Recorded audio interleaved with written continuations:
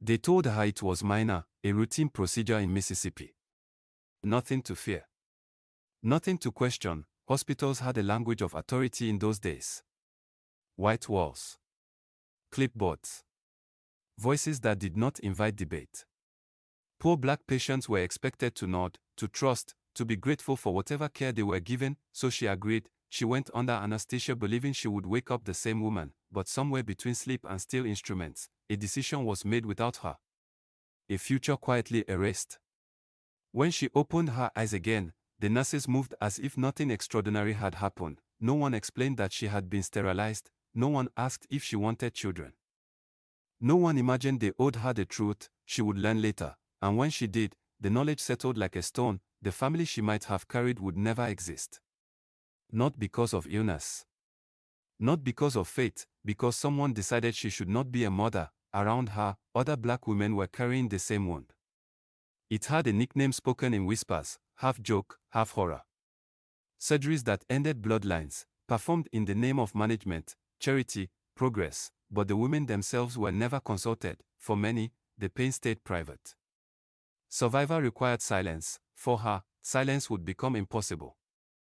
Before the surgery, she had been a sharecropper. After it, she became something else, a witness. Fannie Lou Hamer began to understand that what happened in that hospital room was connected to a larger system, one that tried to control black bodies at the ballot box, in schools, in housing, and even in the womb. If they could stop you from voting, they could weaken your future. If they could stop you from giving birth, they could erase it. When she started organizing for civil rights, she carried her personal grief into public battle.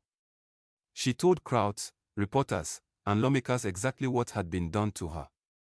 She said she was not alone. Sisters, neighbors, strangers, they had stories too. People shifted in their seats when she spoke, because it is one thing to argue about policy, it is another to hear a woman describe how a hospital stole her chance to create life. Her courage cracked open a door. Through it came investigations, outrage, and eventually demands for informed consent. The country was forced to look at what had been hidden behind medical paperwork, but even as laws changed, her loss remained. There would be no child who carried her smile. No son or daughter to inherit her fire.